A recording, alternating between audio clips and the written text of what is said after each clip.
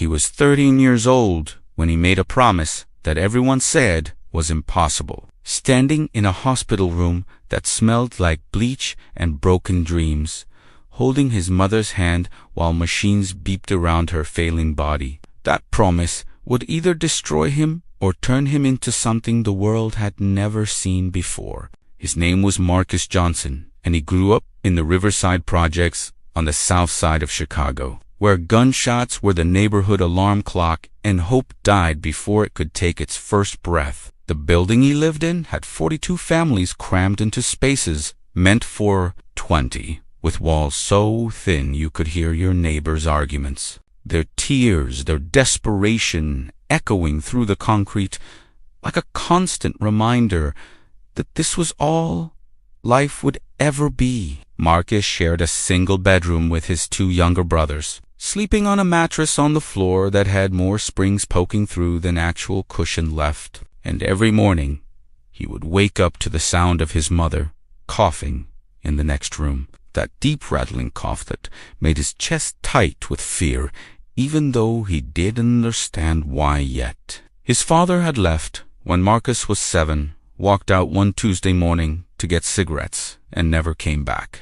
leaving behind 3 boys and a woman who worked double shifts at a factory that paid minimum wage and took years off her life with every breath of chemical fumes she inhaled. Marcus's mother, Teresa, was a kind of woman who smiled even when everything was falling apart, who would skip meals so her sons could eat, who worked 16-hour days, and still came home to help with homework and tell stories about a future that seemed further away than the stars themselves. She had dreams once before. Life beat them out of her one bill at a time, one rejection letter at a time, one racist manager at a time, who looked at her dark skin and decided she was unworth the promotion, no matter how hard she worked. Marcus was 9 years old the first time he truly understood what poverty meant. Not just in the abstract way, kids.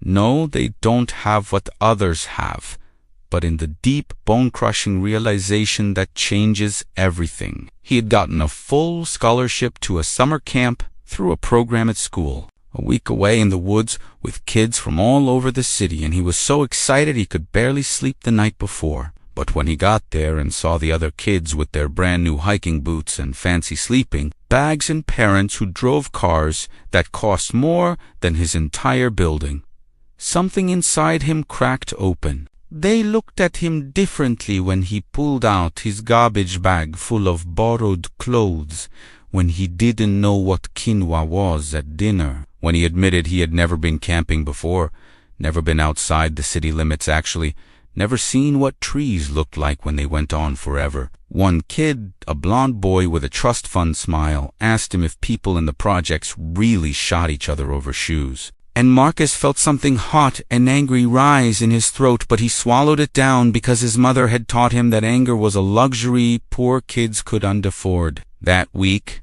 changed something in Marcus because he realized the world was so much bigger than the 6 blocks he knew, and he also realized that people like him weren't supposed to access that bigger world, weren't supposed to dream beyond survival, weren't supposed to want more than what the projects had decided was his destiny. But instead of crushing him, instead of making him give up the way it made so many others give up, it lit a fire inside him that would burn for the next decade and either consume him completely or forge him into something unbreakable. When Marcus turned 12, his mother's cough got worse, and the factory let her go because she was missing too many shifts, even though she was missing shifts because she was literally coughing up blood in the bathroom and couldn't afford to see a doctor because they had no insurance and the free clinic had a 6-month waiting list. Marcus started working lying about his age to get a job at a corner store that paid cash under the table, stocking shelves and mopping floors after school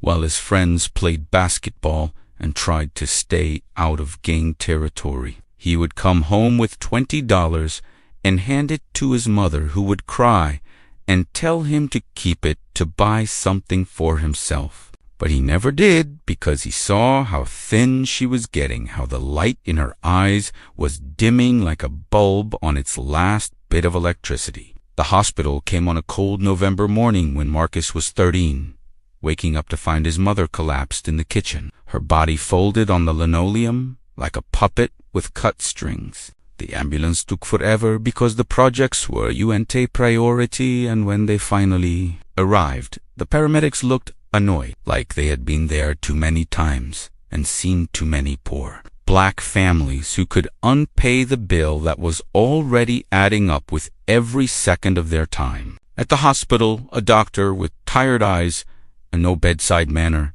told Marcus and his brothers that their mother had stage 3 lung cancer, that the chemicals from the factory had been killing her slowly for years, that she needed treatment immediately. But treatment costs money they didn't have, and Medicaid won't cover everything. And did they have any family who could help? Marcus sat in that hospital room watching his mother sleep, listening to machines keep her alive, and something inside him broke and rebuilt itself in the same moment. His little brothers were crying. His uncle was making phone calls about funeral costs, even though she wasn't dead yet, and everyone was talking about her in past tense, like she had already given up. But Marcus stood up, walked to her bedside, and took her hand, feeling how small it was, how fragile, how all the strength she had given him over the years had left her body hollow. He leaned close to her ear and whispered a promise that would change everything. "Mom, I'm going to save you," he said, his voice cracking but determined, his 13-year-old heart making a vow that his 13-year-old mind had no idea how to keep. "I am going to get you out of here, and I'm going to make enough money to pay for everything you need, for the best doctors, for a house where you never have to work again. And I promise you, Mom, I promise on everything, you're going to live to see me make it." She opened her eyes then, weak and clouded with pain and medication, and she smiled that smile that had carried him through every dark moment of his life, and she whispered that she believed him even though they both knew it was impossible. The treatment started 2 weeks later, funded by charity programs and whatever the state would cover, and Marcus watched his mother get sicker before she got better, watched the chemotherapy turn her into a shadow of herself, watched her lose her hair and her appetite and her ability to walk without help. His brothers were too young to really understand, but Marcus understood everything, and it was crushing him slowly. The weight of a promise. He had no idea how to keep the weight of watching the person who gave you life slowly lose hers. He kept working at the corner store, but it wasn't enough, would never be enough. $20 a week could you and pay for cancer treatment or experimental drugs or the kind of care that rich people got that actually saved their lives. One night, Marcus was walking home from work, cutting through an alley to avoid a corner where the vice lords were recruiting, when he saw something that would change the trajectory of his entire life, even though he didn't know it yet. There was a group of kids not much older than him, maybe 16 or 17, gathered around a laptop in the back of a community center that was supposed to be closed. They were coding, building a website for a local barbershop, and they were getting paid $300 for it. $300 for a few hours of typing on a computer. More money than Marcus made in a month of mopping floors and lifting boxers. He stood there watching through the window, and one of the kids, a tall guy with glasses and a fade, noticed him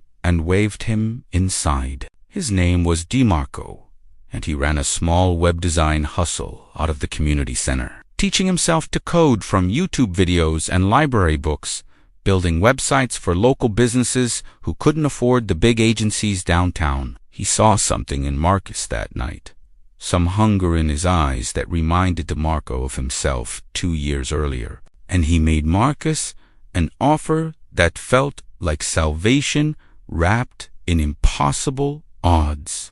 "I'll teach you to code," DeMarco said, pulling up a chair and opening a beginner's tutorial on the screen. "But you have to promise me you'll actually learn it, not just show up and waste my time, because this isn't a game. This is survival.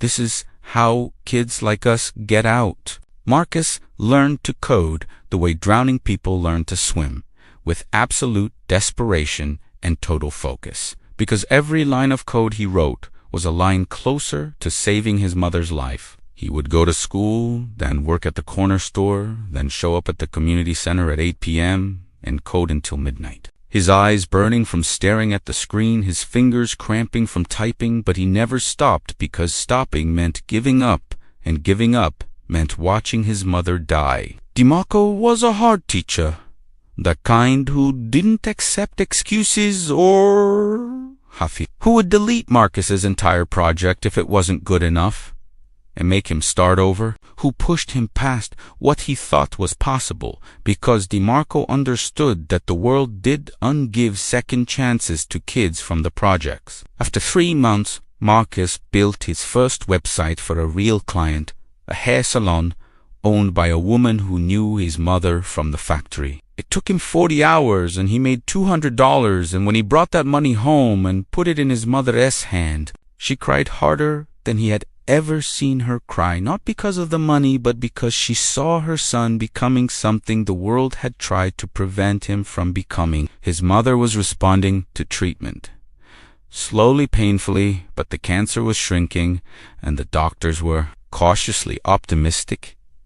In that way, doctors are, when they do, you want to give false hope to poor families who have already lost everything. Marcus turned 14 and he was coding every day now, building websites and learning more advanced programming, teaching himself Python and JavaScript and whatever else he could find in library books and free online courses. He was making a few $100s a month, which was incredible for a 14-year-old from the projects. But it still wasn't enough, not nearly enough, because his mother needed a surgery that cost $30,000, and even with insurance, they would have to pay $10,000 out of pocket, and $10,000 might as well have been $10 million, for a family that had never had more than a few $100 saved at one time. Then DeMarco showed Marcus something that seemed impossible. A competition sponsored by a tech company in Silicon Valley, a hackathon for young programmers where the grand prize was $50,000 and a mentorship with actual engineers from Google. The catch was that you had to travel to California to compete, and Marcus had never been on a plane, had never left Illinois actually, and the trip alone would cost money they didn't have. But DeMarco believed in him so much that he started a GoFundMe and got the community center to chip in, and somehow through the kindness of strangers and neighbors who barely had anything themselves, they raised enough money to send Marcus to California for the competition. Marcus had never seen anything like Silicon Valley, where the buildings looked like spaceships and everyone was young and wealthy and talked about changing the world like it was as easy as ordering coffee. He was the youngest competitor there and the only one from the projects, surrounded by kids who had been coding since they were 6, who had private tutors and expensive equipment, and parents who worked at Microsoft. But Marcus had something they didn't have, something that couldn't be taught in any class or bought with any amount of money. He had desperation. He had a promise to keep. He had a mother dying back home who believed in him when the entire world said he was nothing.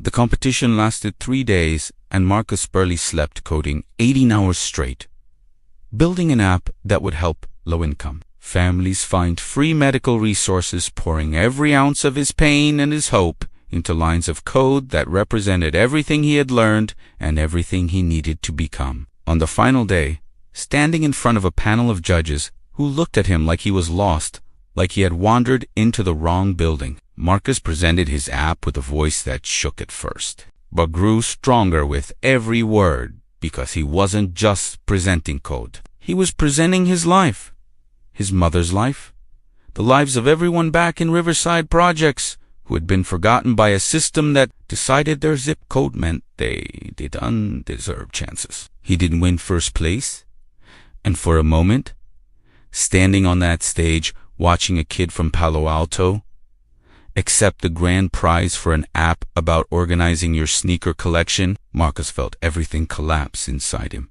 felt the weight of failure crushing the promise he had made. But then they announced second place, and Marcus's name echoed through the auditorium, and he won $25,000. Not enough for everything his mother needed, but enough to start, enough to prove that impossible promises could become possible realities. He called his mother from the airport, his hands shaking so hard he could barely hold the phone. And when he told her about the money, she didn't say anything for a long time, just breathed on the other end of the line. And then she said the words that would fuel him for the rest of his life. She said, "I knew you would do it, baby. I always knew." Marcus came home to the projects as a different person, not because the money had changed him, but because he had proven something to himself that no one could ever take away. He had proven that he belonged in rooms where people said he didn't belong, that he could compete with kids who had every advantage when he had none, that his mind was worth something in a world that told him his black skin and his poor address meant he was worthless. He paid for his mother's surgery, and she survived it. Came through the other side weaker but alive, and the doctors said she had a real chance. Now that if she kept up with treatment and took care of herself, she might actually beat this thing that had tried to kill her. But the world doesn't hand out happy endings to kids from the projects without taking something back, and what it took from Marcus was almost everything he had just built. The corner store where he worked got shut down by the police for selling loose cigarettes, which meant he lost his job. And the community center where DeMarco taught him to code got its funding cut, which meant he lost his mentor and his workspace. Worse than all of that, word got around the neighborhood about Marcus's prize money, and suddenly people he barely knew were asking for help, and some people who weren't asking nicely. And one night, 3 guys from a local gang cornered him outside his building and told him he owed them protection money if he wanted to keep walking around with a target on his back. Marcus gave them $2,000 that night, money that was supposed to go toward his mother's medication, and he went home and sat on the floor of his room and cried for the first time since he was a little kid. Cried because he had worked so hard and sacrificed so much, and the world was still trying to pull him back down into the darkness. His mother found him there an hour later, and she sat down next to him, still weak from surgery, still fighting cancer in her blood. And she told him something that would become the foundation of everything he would build for the rest of his life. She said, "Marcus, can take your money, but they can't take your mind. They can slow you down, but they can't stop you unless you let them, and you didn't make me a promise. Just to give up now when things get hard." So Marcus got back up, and he did something that seemed crazy, something that DeMarco thought was too risky, something that could either save him or destroy him completely. He took the rest of his prize money, and he started his own company, a web development and app design agency, specifically for small businesses in underserved communities, businesses like the barbershops and hair salons and corner stores that don't afford the big downtown agencies, but still needed websites and online presence to survive in a digital world. He called it Riverside Digital, named after the projects that raised him, and he hired other kids from the neighborhood who wanted to learn, who needed a way out, who were just like he had been a year ago. The first 6 months were brutal, working 20-hour days, trying to find clients and deliver quality work and teach kids who had never touched a computer before, all while going to high school and taking care of his mother and dodging gang violence that seemed to get worse every week. Marcus lost clients who didn't think a 15-year-old could deliver professional work, lost employees who gave up when the work got too hard, lost money on projects that fell through, and there were nights when he thought about shutting it all down and just getting a normal job and accepting that the projects were his ceiling. But every time he got close to quitting, he would look at his mother alive and fighting and believing in him. And he would remember that promise in the hospital room, and he would find the strength to keep going. Then something shifted, slowly at first and then all at once, like dominoes falling in the right direction. Finally, a website Marcus built for a local restaurant got featured in a Chicago Tribune article about small businesses in struggling neighborhoods, and suddenly his phone was ringing with people who wanted to work with the kid from the projects who was helping his community. More clients meant more money. More money meant he could hire more kids and pay them real wages, and those kids told other kids, and within a year, Riverside Digital had 20 employees and was making 6 figures in revenue. Marcus was 16 years old and running a real company, getting calls from investors and meeting with clients in downtown offices where security guards used to follow him around like he was there to steal something. His mother's cancer went into remission when Marcus was 17. And the day the doctor told him the news, Marcus and his mother sat in the hospital parking lot and cried together. Not sad tears, but tears of relief and gratitude and disbelief that they had actually survived something that kills so many people who look like them and live where they live. She looked at him that day and said, "You saved my life, baby."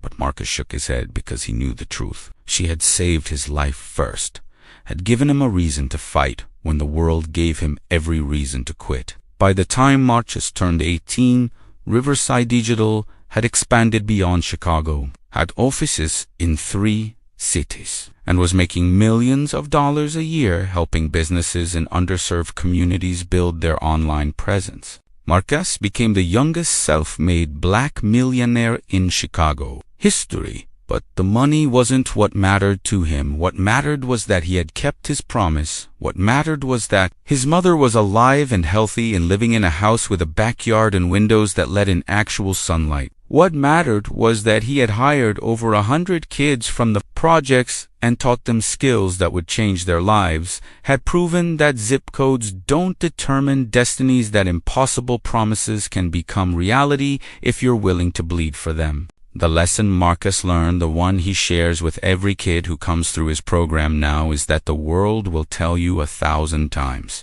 that you can't make it, that you're not smart enough or connected enough or rich enough to deserve success. And those voices will be loud and constant, and they come from everywhere, including inside your own head. But if you can find one person who believes in you, if you can make one promise that matters more than your fear, if you can turn your pain into purpose, instead of letting it destroy you, then nothing in this world can stop you from becoming exactly who you were meant to be. Marcus made an impossible promise to a dying woman in a hospital room when he was just 13 years old. And that promise turned him into a millionaire, but more importantly, it turned him into living proof that kids from the projects can save the world if someone just gives them a chance to try.